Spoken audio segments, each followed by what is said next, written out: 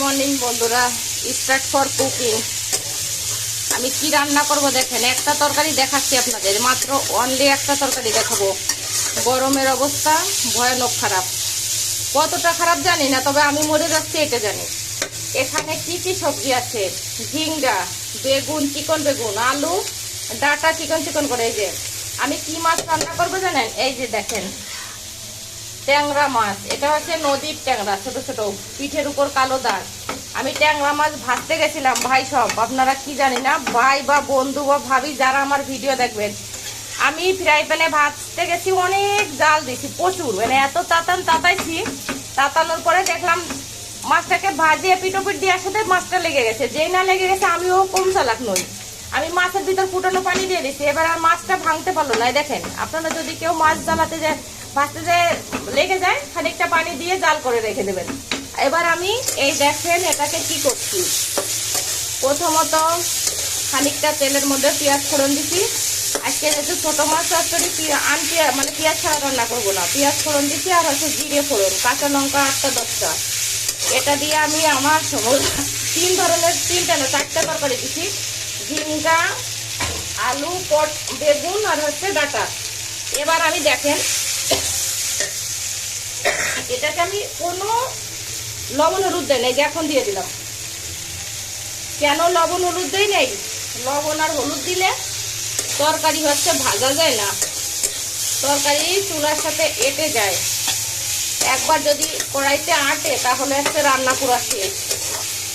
আমার কাছ থেকে আপনারা টেকনিকগুলো অন্তত শিখতে পারেন। আমার রান্না অনেক সুন্দর হয়, এটা অনেকবার বলছি। দেখেন আমার রান্নায় বেশি মানে অতটা তেল হয় নাই, যেহেতু তেল হয় নাই মাঝখানে ফাঁকা করে কিছুটা তেল দেবো। আবার একদম বেশি কম তেলে, অত কম তেলে রান্নাও ভালো লাগে না। এই আর একটু তেল দিয়ে দিলাম, অল্প একটু দিলাম, বেশি দিলাম না। এই তেলটাকে একটু নেড়ে চেড়ে একটু ভাজাবো। আর আমি কি মশলা ব্যবহার করবো জানেন, আমি মশলাটাকে এখন এর মধ্যে না দিলেও পারতাম, তারপরে আমি মশলাটাকে এখানে দিয়ে দেব। এই দেখেন শুধু একটু জিরে বাটা, এই জিরে বাটাটা আমি এর মধ্যে দেব, দেখতে থাকুন। এ দেখেন আমি জিরে বাটা দিয়ে দিচ্ছি, এটাকে ভালো করে মিক্স করতেছি। একটু একটু লেগে যাচ্ছে, লাগুক, সমস্যা নাই, একটু জাল করে নেই। মশলাটাকে ভালো করে নেড়ে ফেড়ে মাখালাম এর সাথে, বেশি ভাজা লাগবে না, যেহেতু জিরে শুধু তো, জিরে অত ভাজা লাগবে না। এবার আমি মাছগুলো দিয়ে দেবো এর সাথে।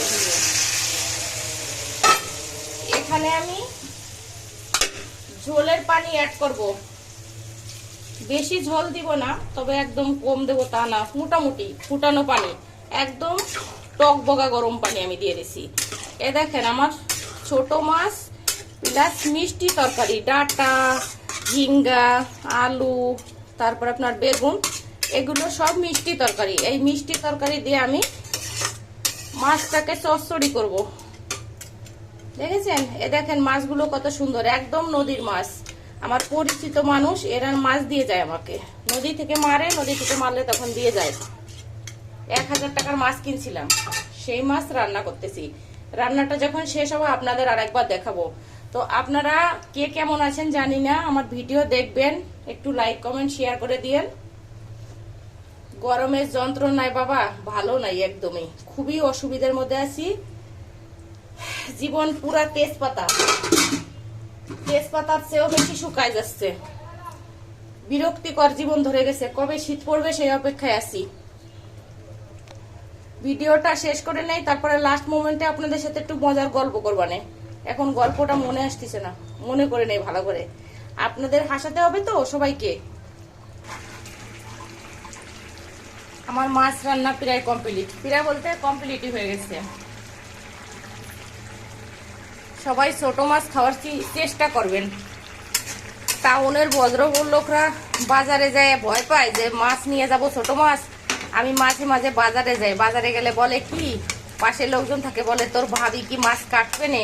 তারপরে কাজের লোকরা এখন মাছ কাটতে চায় না, কাজের মহিলারা কেন মাছ কাটতে চায় না, এই মাছ কাটলে অনেক সময় নষ্ট হয়ে যায়, এজন্য মাছ কাটতে চায় না।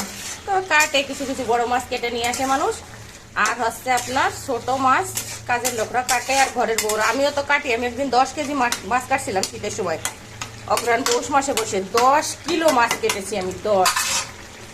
তো আমি তো এত দামি লোক না, আমি কাজের মানুষের থেকেও কম দাম, তার কারণে এই যে ঘরের মধ্যে যে কাজ করি তো 10,000 টাকা বেতন দিলেও মানে কাজের লোকে করবে না। তো আমি এখন গরমে আসলে কথা বলতে পারতেছি না, কারণ আমার রান্না শেষ। ছোট মাছ চচ্চড়ি আপনারা আমার মতো এরকম করে রান্না করবেন। আমি দেখেন এই যে পেঁয়াজ ফোড়ন দিয়ে কাঁচামরিচ আর জিরে ফোড়ন দিছি, একটু গোটা জিরে বাটা আর 3-4 প্রকারের সবজি দিয়ে আমি সুন্দর করে মাছের তরকারি রান্না করে ফেললাম, চচ্চড়ি রান্না করলাম, একটু ঝোল ঝোল গা মাখা মাখা, হেভি টেস্টি হবে। যেহেতু নদীর মাছ সুন্দর হবে খেতে। আপনারা আমার মতো রান্না করবেন, আমার পেজটাকে ফলো করবেন, আমার চ্যানেলটাকে সাবস্ক্রাইব করে দেবেন। আর আমি আপনাদের মাঝে মাঝে হাসির গল্প শোনাই, আমার গল্প শুনবেন, আমার কথা শুনবেন, আমাকে একটু আশীর্বাদ করবেন। আর দেখেন একটু গরমটা কমে নাকি, গরমের যন্ত্রণায় ভালো নাই। তারপরে শ্রীঅঙ্গনে অনুষ্ঠান শুরু হয়েছে, সেখানে আমি যেতে পারতেছি না গরমের যন্ত্রণায়। আজকে ভাবছি যত কষ্টই থাক রাত 10টার পরে রওনা দেবো, 10টায় যাবো, 12টায় আসবো, বসে থাকবো গিয়ে ওখানে দূরে বসে নীরবে কীর্তন শুনে আসবো। তো সবাই ভালো থাকবেন, সুস্থ থাকবেন, আমার পেজ ফলো করবেন, আমার রান্না দেখবেন, আমার রান্নার মতো রান্না করবেন। নিরামিষ যখন রান্না করি পেঁয়াজ ছাড়া আপনারা করবেন না, যখন পেঁয়াজ দিয়ে করি সেটা আমার মতো করে ভালো করে দেখে নিয়ে করবেন, যে আমি কি ফোড়ন দিলাম, কি করলাম, কিভাবে করলাম। এভাবে করলে খুবই সুন্দর টেস্টি রান্না হবে। আমার রান্নার সুনাম আছে মোটামুটি।